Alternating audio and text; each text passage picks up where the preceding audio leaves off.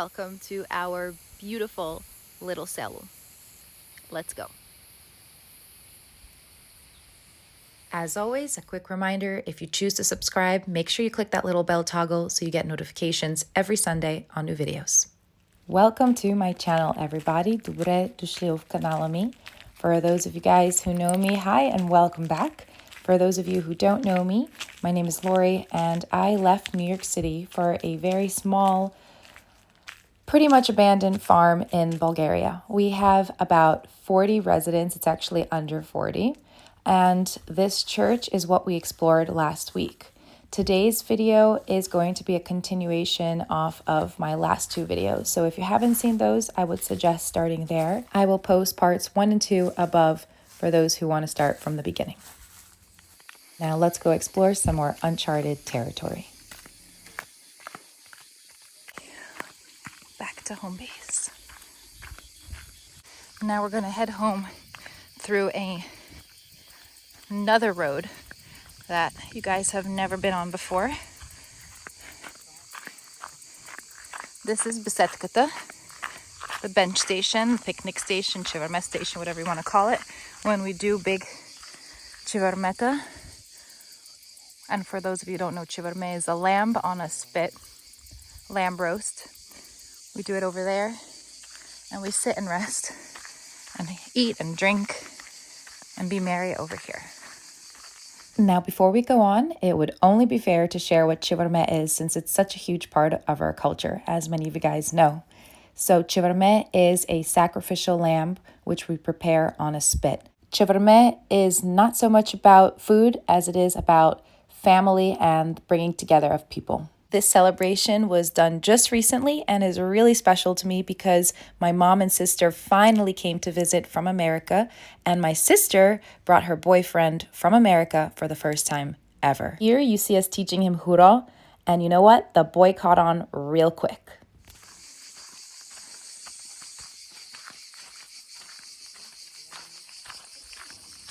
What you're seeing here is a new part of Село that I've never shown before. This is a huge field where my grandpa and I actually used to plant crops for the village corporation. My grandfather used to be the corporation's leader, which was really exciting when I was little. And what we did is we planted corn and a lot of sesame that the village would then sell cooperatively. Today, most villagers rely on the sale of tobacco leaves. Corn.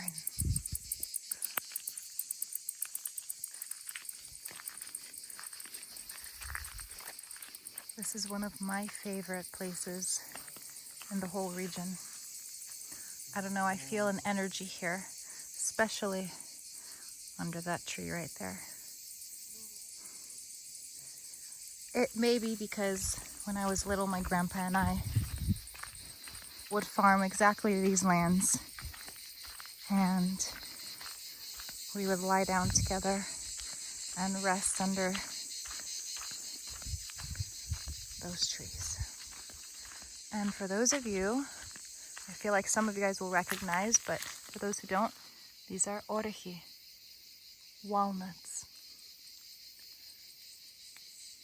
Just wait for walnut season. I'll show you guys how we pick walnuts Село style.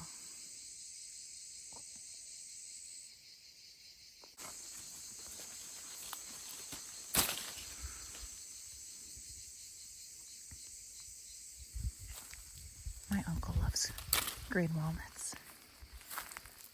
We're gonna bring him some. When I say walnut season is insane out here, I really mean it. Many families pick the walnuts just for themselves, but there are a few who actually rely on the sales of walnuts for a little extra income. Whether it be for personal use or for selling, the point is everybody goes into a euphoria, complete euphoria, when it's walnut season.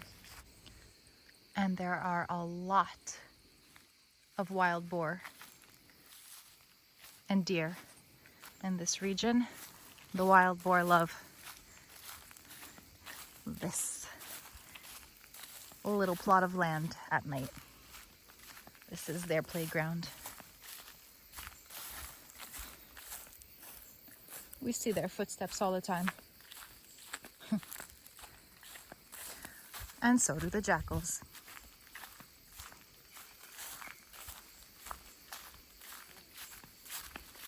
This here is my boyfriend's walnut tree. Okay, yes. Yeah.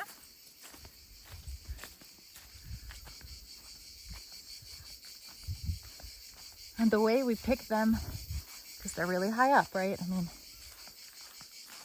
aside from these two right here, we grab a huge stick and we start beating the tree. Fancy.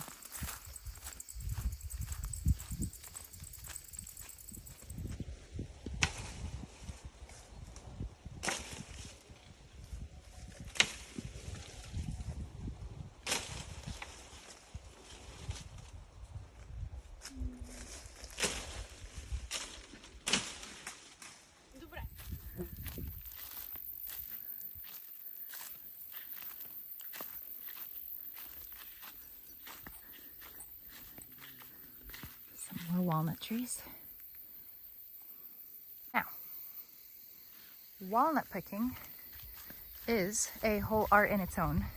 First of all, you have to know which tree belongs to who, and yes, oh my gosh, I'm telling you guys, both of my legs are injured, both my arms are injured, and now I'm just protecting my head. That's the only thing left. Okay. It's just crazy month. Okay, so yes, the trees all belong to specific families, and it's common courtesy not to pick the walnuts of your neighbors unless you have their permission. And yes, these unspoken rules are kept, are respected. And can you guys orient where you are now? Yep. We made a big circle and we are down by the river.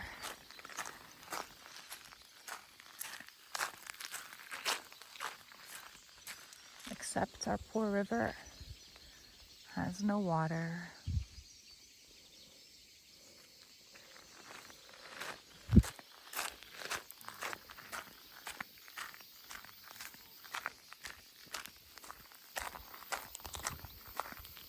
And it smells like frogs, like tinea.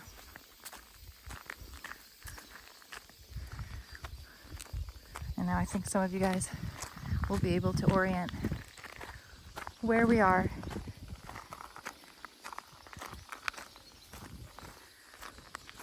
Yep. Our entrance that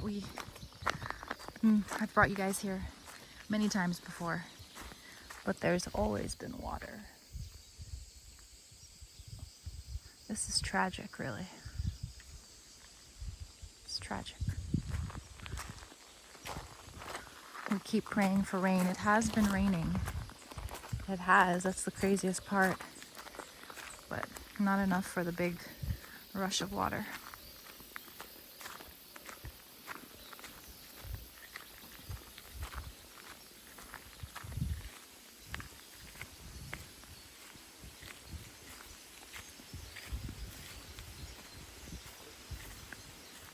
This here is the old bridge. And I think you can see now for yourself that I'm not kidding when I say that the water would rush intensely to break a bridge like this. Now the bridge just lies at the side of the new bridge, and it's covered by what you're seeing here, wild fig trees. My boyfriend actually has experience himself with the wildness and ferocity of the river as it used to be. Yes, he got swept away himself and almost drowned. So, for those of you guys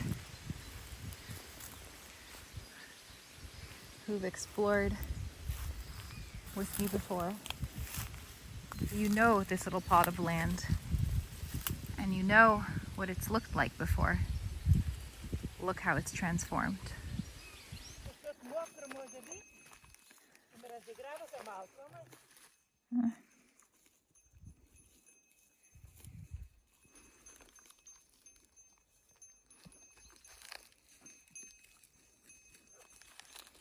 And yes, this is where we've grazed our sheep. This is where we walked through when there was just grass, when there was wheat. And now, look, sunflowers taller than me.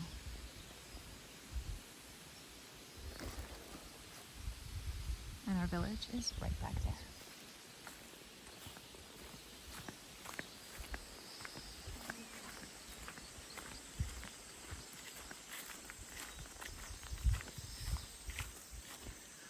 Gotta pick up this garbage later.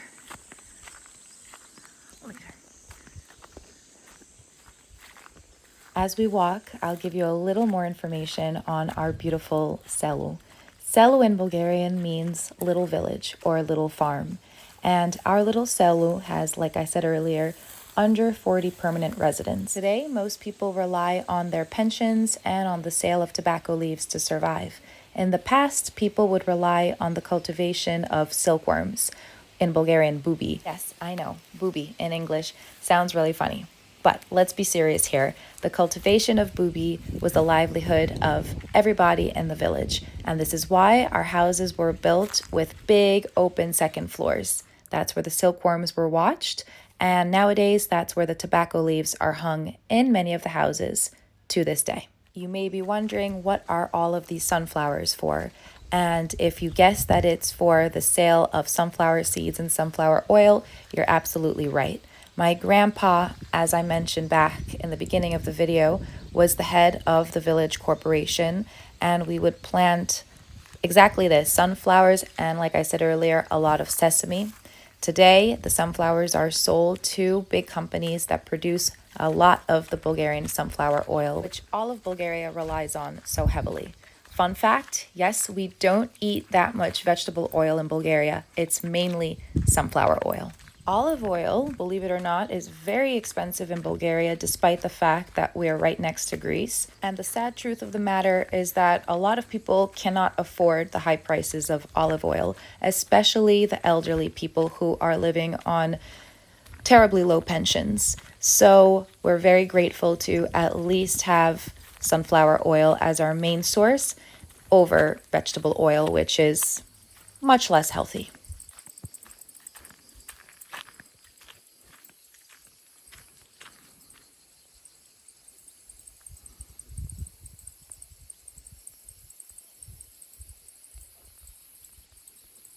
If you ever come to Bulgaria, you will notice that a lot of us love to sit and chopli, which means bite at sunflower seeds. Okay, so this is something that I found really interesting when I was little. I've been coming to our farm every summer since I was a baby, but I always thought it was so cool to see where our little sunflower seeds come from. So yes, it's right from that big pita, or the big circle you see in the middle of the sunflower, for those of you who don't know. So next time you pick at your sunflower seeds with your beer, remember that this is where they came from. And we've reached the entrance of our village. If you go right up ahead, you're going to enter right from this position. But more on that next time. For now, thank you guys very much for watching. I had a great time sharing all this with you guys, and I can't wait to see you next Sunday. Do novi srešti.